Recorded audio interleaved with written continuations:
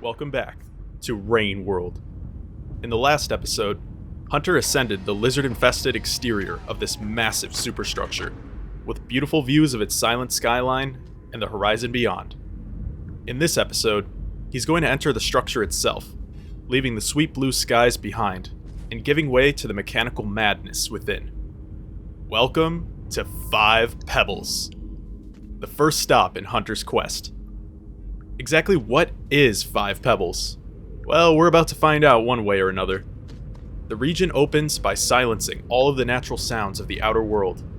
There's no more wind, no more rain, and no more squawks of the bloodthirsty vultures. Instead, sounds of computer processes quietly mutter in the background, with random bursts of an ominous hum. Any plant life that has managed to droop its way down from the ceiling still finds itself dominated by the industrial metal frame. The systems within are still flashing their lights, faintly illuminating this ancient artwork we see before us. These murals, unintelligible to Hunter, have lost their meaning to the flow of time. They depict some sort of ancient race, with their faces intentionally scratched out. You may notice that each painting is paired with a specific symbol, the very same karma symbols we see upon death or hibernation. The tubes that feed in and out of each painting give off a strange vibe. This area is a true symbiosis of spiritual and mechanical. As Hunter makes his way down the shaft, he feels a unique sensation in his gut. No, it's not just the craving for meat. With each screen, Hunter feels himself getting lighter and lighter. His jumps become floatier, and his falls are slowed by something unexplainable. This place is so much more than it seems. Every inch downward adds a foreboding aura to Red's descent, until the moment it becomes clear what's happening. Within the deeper confines of 5 Pebbles, there is no gravity. As if the place wasn't already otherworldly, this realization makes it all the more obvious that we are somewhere we aren't meant to be. Floating through the air is not what Hunter was built for, but within time, he's able to adjust to the change in atmosphere. The floating controls are almost like playing an entirely different game. You could easily find yourself floating off in directions you didn't want to, with little to grab onto to correct yourself. I'll admit that I'm not usually crazy about anti-gravity sections of video games, but I think that Rain World uses it sparingly enough, and in a way that adds to the unsettling feeling of being a cat in a maze. That being said, this is one hell of a maze to be caught in. The sounds within this structure teeter all the way toward extraterrestrial. The lights follow suit, and expand their frequency of colors with each room explored. First a dim red, then a deep purple, finally the electrifying bright green to convey that this place is still very much alive. The engines and processors amplify their sounds even more as Hunter goes, almost like the structure itself is trying to speak to him. And that may not be too far off from the truth. By this point, the industrial setting gives way to a computerized one. Scraps of the modern world float aimlessly through the long corridor of mechanized buzzing and dim red emergency lighting. Hunter can't help but be shaken by the nature of this place. There's something so familiar about it, yet also so foreign. Still, knowing that the mission hinges on his bravery, the slug without fear presses forward. From here, it's only right to let the game take over. I'm sure many of you know what's coming.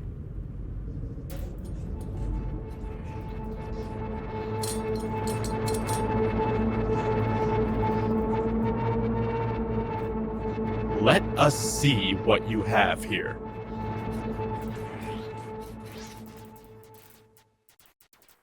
"11. No 16. 16 slag reset keys.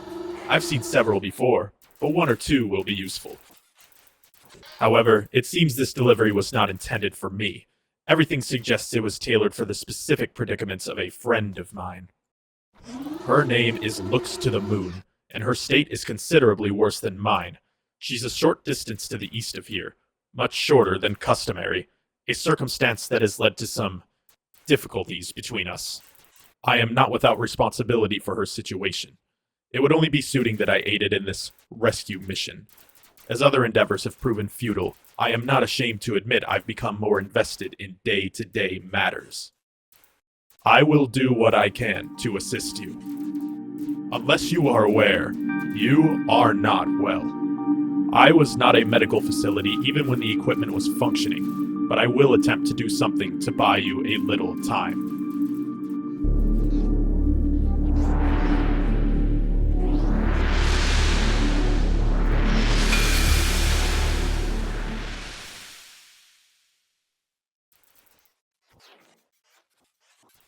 You do not have much time. It is admirable what you choose to do with it. Send my regards.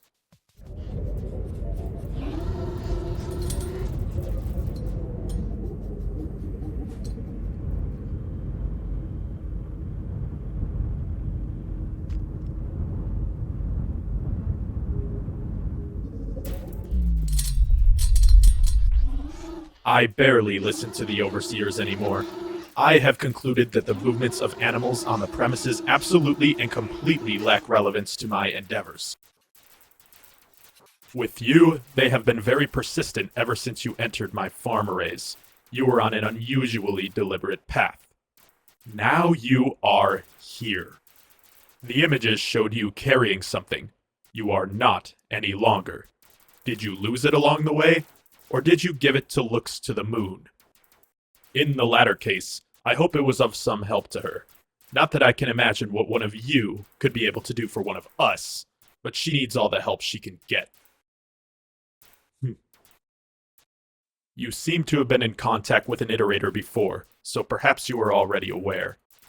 You and I have something in common, little creature. We both have something unfortunate growing within us. In my case, there is not much to be done. For you, however, there might be a way. The old path. Go to the west, past the farm arrays, and then down into the earth where the land fissures, as deep as you can reach, where the ancients built their temples and danced their silly rituals. I will give you something that might be of help.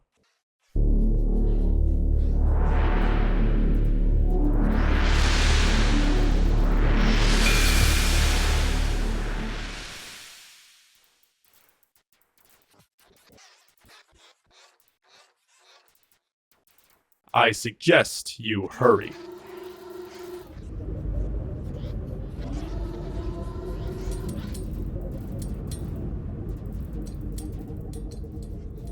And so we have met with 5 Pebbles. Yes, not only is he a place, but some sort of godlike robotic creature, all-knowing and all-powerful. It's only now that we find out the true nature of 5 Pebbles. This place is an unfathomably huge computer. The internal workings are filled with different hubs for memory storage, power supply, data analysis, liquid cooling systems, and the very brain of the operation that we find ourselves in. General Systems Bus, the processor of this beast. In the background, there are unintelligible scramblings flying all across the background walls. These are the thoughts and tasks performed by 5 Pebbles, and they happen at far too high of a scale and tempo to be understood by even our human minds, let alone a hungry slug cat's. The neurotic music in the background is part of the structure's design itself. It's not just for ambience. Hunter can hear what we hear. We have found ourselves literally floating through the frantic affairs of random gods.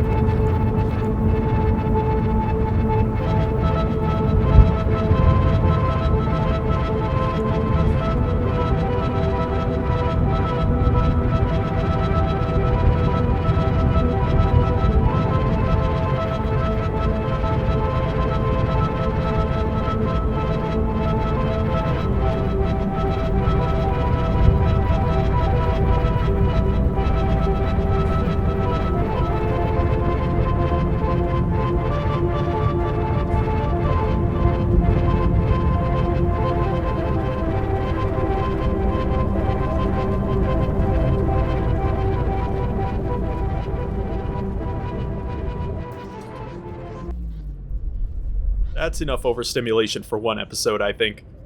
By the way, if you keep bugging 5 Pebbles after his speech, he will eventually get fed up and kill you instantly. He's not much of a people person, especially not these days. So, we have a lot to discuss over the next 11 minutes. But before I delve too deep in the weeds, it's time we say goodbye to the King Vulture mask, folks.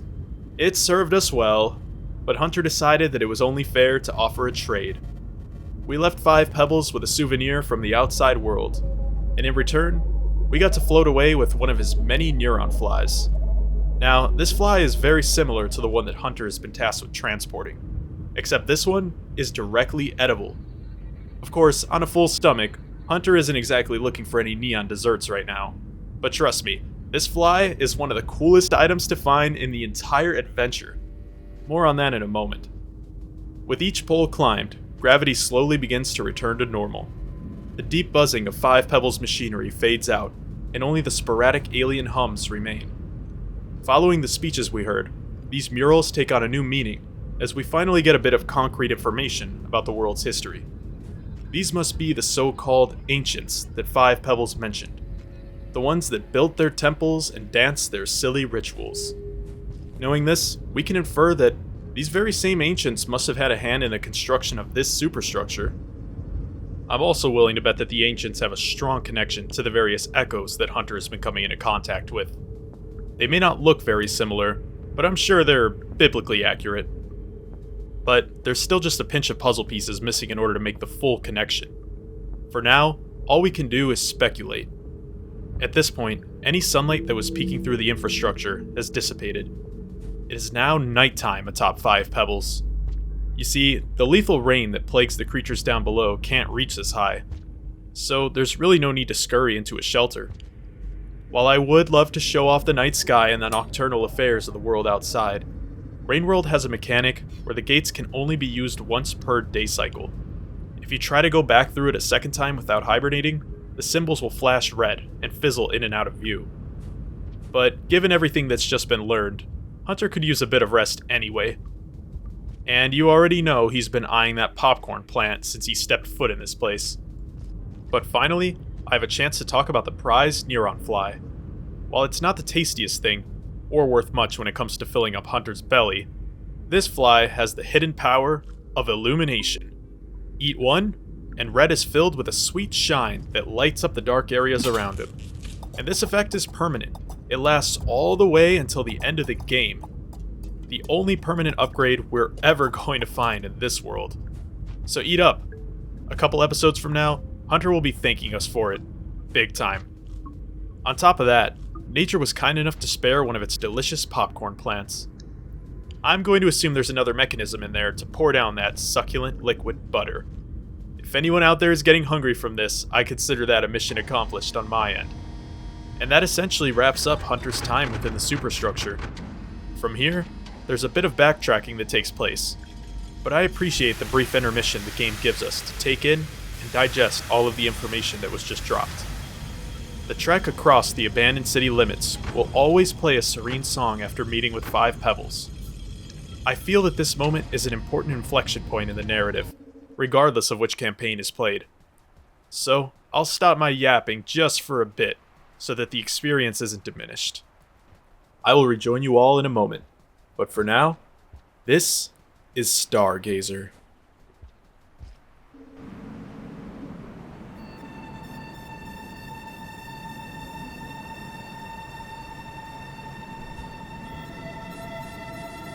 Do you hear it, little one? The endless chatter of 1,000 voices, long dead.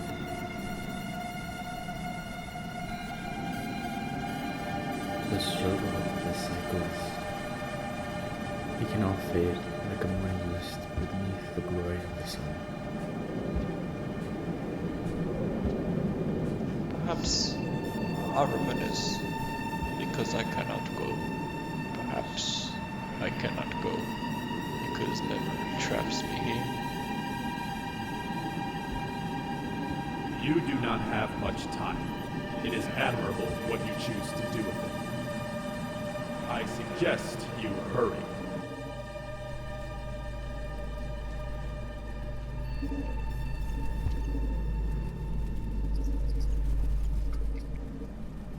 With that moment of reflection behind us, welcome back to the wall. Once again, this video will technically feature 2 regions in one, but as you can expect, the trip down the wall is nowhere near as arduous as the ascent. However, without the King Chicken mask to make Red look big and scary, he's going to have to fend for himself against the ever-present white and cyan lizards that roam the exterior. This is definitely my second take making the trip down the wall. The first one, well...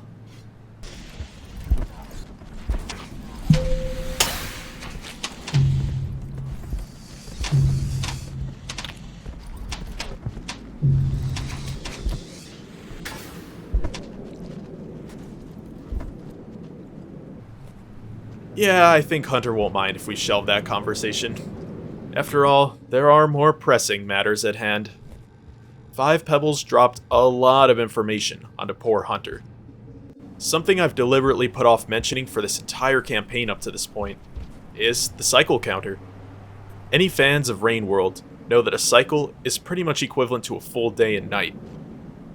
With each time a slug cat hibernates, the counter increases by 1. This is, of course, with the exception of Hunter. Observant viewers certainly notice that when Hunter hibernates, the cycle counter goes down. He began his journey at cycle 19, and the counter will slowly tick down until it reaches 0, and then goes even further down into negative values. This quite ominously goes unexplained for the first chunk of the adventure, but 5 Pebbles clues us in to what's really going on. Hunter is sick. He has an incurable terminal disease that will overcome him 19 days after he begins his journey. For as much in-game strength as Red brings to the table, it's his unshakable will to continue, even in the face of inevitable death, that really makes his journey such a tragic one.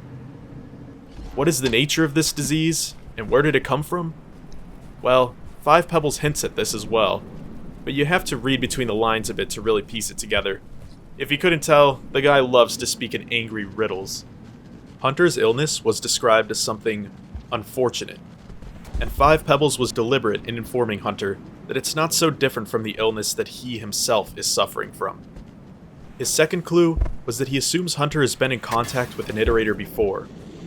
For the sake of not going too far off the rails here, just know that an iterator is essentially one of the giant box-shaped computer complexes that are scattered throughout the faraway lands.